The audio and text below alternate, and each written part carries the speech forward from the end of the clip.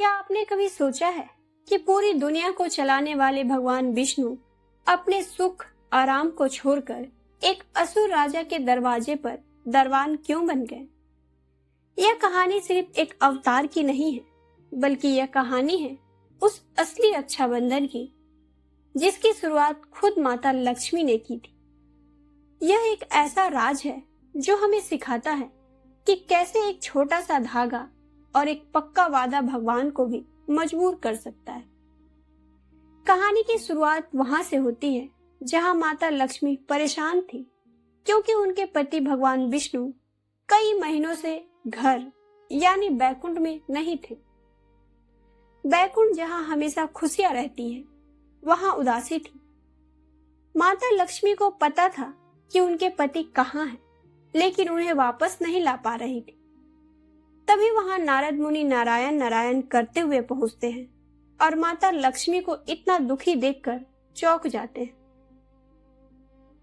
नारद मुनि पूछते हैं, माते सब ठीक तो है, प्रभु कहाँ गायब है?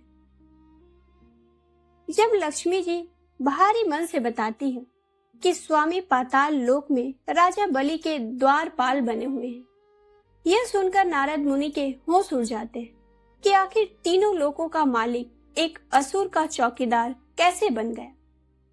असल में यह सब शुरू हुआ था एक ऐसी जीत से जिसने देवताओं की नींद उड़ा दी थी। इस कहानी को समझने के लिए हमें पुराने समय में जाना होगा, जब देवताओं और असुरों के बीच लड़ाई चल रही थी। देवताओं की मां आदिति अपने बच्चे की हार से दुखी थी। असुर राजा बलि ने स्वर्ग के राजा इंद्र को हराकर उनके सिंहासन को छीन लिया था और देवताओं को दर दर भटकने पर मजबूर कर दिया था। माता अदिति ने अपने बच्चों का दुख दूर करने के लिए भगवान विष्णु की कठिन पूजा की।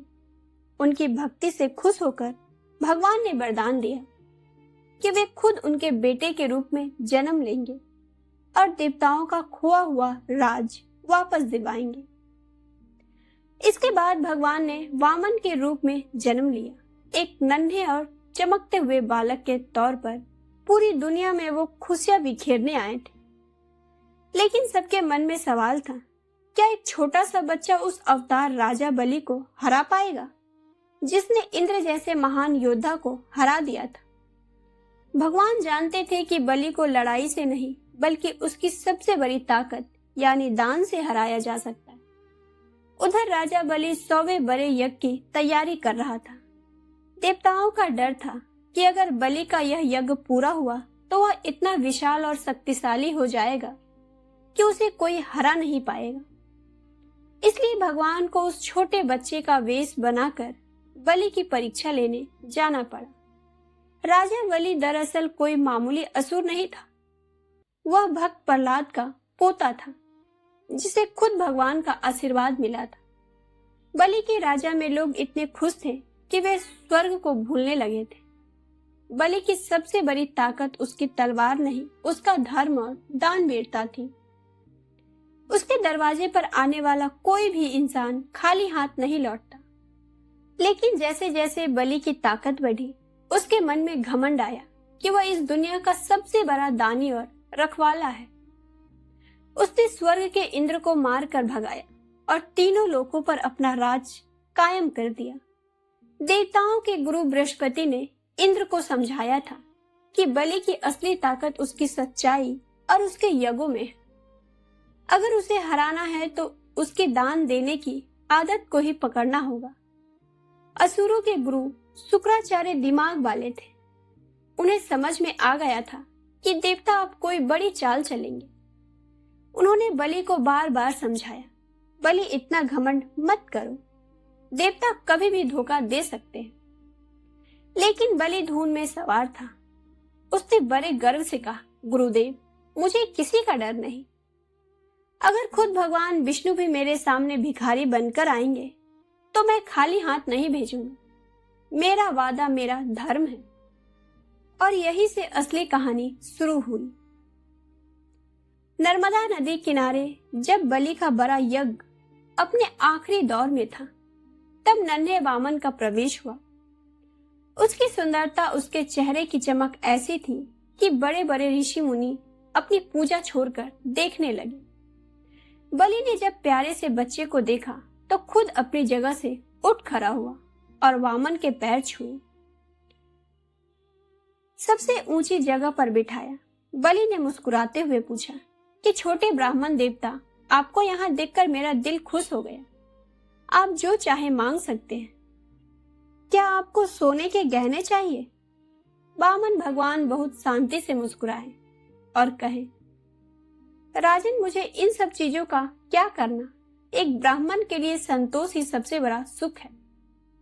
मुझे बस अपनी साधना करने के लिए उतनी जमीन चाहिए जितना मैं अपने इन 3 छोटे छोटे कदमों से नाप सकूं। बलि यह सुनकर खिलखिलाकर हंस पड़ा।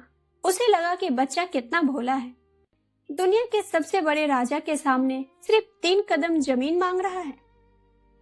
बलि ने उससे फिर कहा, बेटा कुछ बड़ा मांगो ताकि तुम्हें फिर कभी किसी के सामने हाथ न फैलाना पड़े। पर वामन अपनी बात पर अड़े रहे। बलि ने इसे अपनी खुशनसीबी समझा और कसम खाने के लिए तैयार हो गया।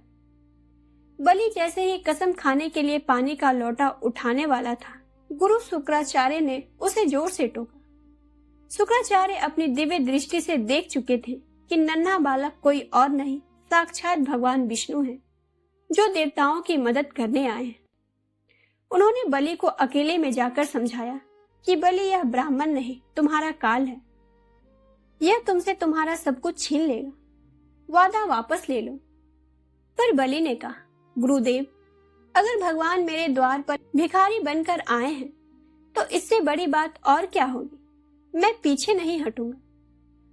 जब बलि नहीं माना तो शुक्राचार्य ने आखिरी चाल चली। एक मक्खी का रूप बनाकर उस लोटे की नली में घुस गए, जिससे कसम का पानी बाहर निकलने वाला था। पानी रुक गया।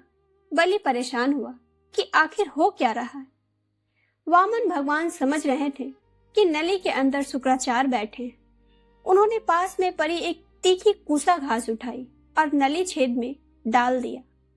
वो तिनका शुक्राचार्य की आंख में लगा। बेचारे शुक्राचार्य दर्द से चिल्लाते बाहर निकले और उनकी एक आंख हमेशा के लिए फूट गई। इसके बाद बलि ने अपना वादा पूरा किया। जैसे ही बलि के मुंह से हाँ निकला, वामन भगवान का शरीर इतना बड़ा होने लगा कि वह बादलों को पार कर गया। उनके एक कदम में पूरी धरती नाप ली गई, दूसरी कदम में पूरा स्वर्ग। और भगवान ने जोर से पूछा कि बलि, 2 कदमों में सब खत्म हो गया, बताओ तीसरी कदम कहाँ रखूं? राजा बलि समझ चुका था कि उसका राजघाट और घमंड भगवान के 2 कदमों में समा चुका था। उसके पास अब कुछ भी नहीं बचा था सिवाय उसके अपने शरीर और उसकी सच्ची भक्ति के। बलि ने बिना डरे अपना सिर झुकाया और बड़े प्यार से कहा, प्रभु, धन दौलत तो हमेशा आपकी थी, मैंने तो सिर्फ संभाल के रखा था, लेकिन यह शरीर मेरा है। आप अपना तीसरा कदम मेरे सिर पर रखिए। भगवान बलि के इस ईमानदारी को देखकर पिघल गए। उन्होंने अपना पैर बलि के सिर पर रखा और पाताल लोक से सूतल नाम की जगह पर भेज दिया। लेकिन भगवान को लगा कि बलि ने उन्हें अपना सब कुछ दे दिया तो बलि को भी इनाम देना चाहिए। उन्होंने बलि को वरदान दिया कि वह भविष्य का इंद्र बनेगा। पर बलि को राजघाट का लालच नहीं था। उसने भावुक होकर कहा, प्रभु, पाताल के इस अंधेरे में मैं आपके बिना कैसे रहूंगा? मुझे राज नहीं, आप चाहिए। मैं चाहता हूँ कि जब भी मैं आंखें खोलूं, मुझे सबसे पहले आपके दर्शन। भक्त के इस प्यार ने भगवान को ऐसा मांगा कि भगवान खुद को रोक नहीं पाए और बलि को सौंप दिया। वादा किया कि ठीक है, मैं तुम्हारे महल के बाहर गधा लेकर पहरा दूंगा ताकि तुम रोज सुबह मेरा चेहरा देख सको। इस तरह बैकुंठ का राजा एक असुर के घर का चौकीदार बन गया। बैकुंठ में कई महीने बीत गए। भगवान विष्णु के बिना सब सूना हो गया। माता लक्ष्मी उदास थी। नारद मुनि से पूछा कि कैसे प्रभु को वापस लाएं? वो तो फंस चुके हैं भक्त के वादे में। तब नारद जी ने एक अच्छी बात सुझाई। कहा, माते भगवान प्यार के भूखे और बलि भी प्यार का पुजारी। आप बलि को अपना भाई बना लीजिए। सावन के महीने की पूर्णिमा के दिन माता लक्ष्मी ने गरीब और दुखी औरत का रूप बनाया। पाताल लोक पहुंची। महल के बाहर उन्हें रोते हुए देखकर राजा बलि बाहर आए। बलि ने पूछा कि आप इस त्योहार के दिन क्यों रो रही हैं? क्या परेशानी है? लक्ष्मी जी ने कहा, मेरा कोई भाई नहीं है जो मेरी रक्षा का वादा करे। आज का दिन मेरे लिए सूना है। बलि का दिल भर आया और उसने कहा, आज से मैं आपका भाई हूं, तुम मुझे राखी बांधो। माता लक्ष्मी ने बड़े प्यार से बलि की कलाई पर रेशमी धागा बांधा। बलि ने खुश होकर कहा, मांगो बहन, आज तुमने मुझे अपना भाई बनाया है, तुम जो भी मांगोगी तुम्हें मिल जाएगा। माता लक्ष्मी अपने असली रूप में आए और कहा, भैया अगर देना ही है तो मेरे पति को वापस कर दो जो आपके दरवाजे पर पहरा दे रहे हैं। बलि देकर दंग रह गया। उसने खुशी खुशी भगवान को विदा किया और उसी दिन को असली रक्षाबंधन कहा गया।